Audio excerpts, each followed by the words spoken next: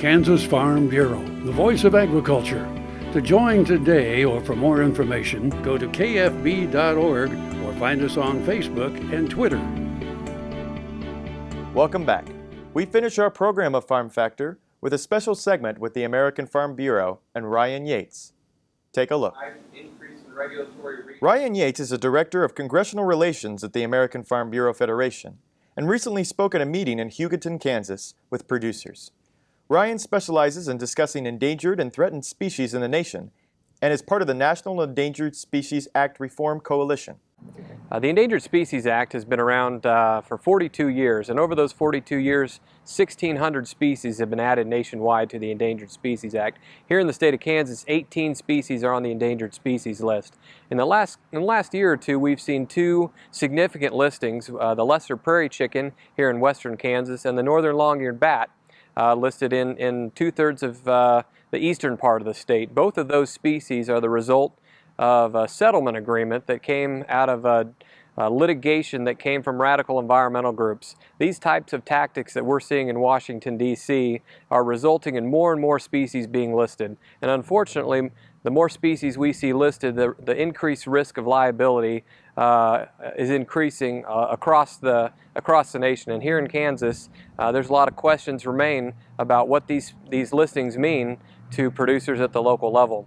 Ryan Yates and the American Farm Bureau would like to encourage farmers who are concerned about endangered species like those of the lesser prairie chicken to communicate with the American Farm Bureau. Well, I think it's important to weigh in locally. Anybody can be a lobbyist, anybody can be an advocate, and as AFBF is lobbying on behalf of the industry in Washington, D.C., and all of our state farm bureaus are lobbying at the state houses, we need our grassroots support to continue carrying that message that increased regulation by the federal government is not going to achieve success at the local level. We are hoping that continued advocacy and increased conversations about what the ESA is and what other federal regulatory overreaches mean to the local economies, to local producers, and the last time I checked, most people like to eat. And so I think having conversations with consumers, with producers, and all folks along the marketing chain about how these increased regulatory burdens from the federal government impact their ability to farm. Thank you for watching today's show over K-State Salina and UAV technology and the American Farm Bureau.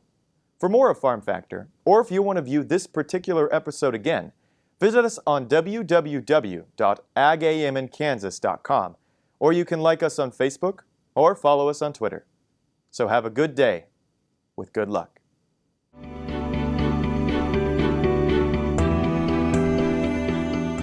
Closed captioning brought to you by Kansas Soybean Commission, the Soybean Checkoff Progress, powered by Kansas farmers.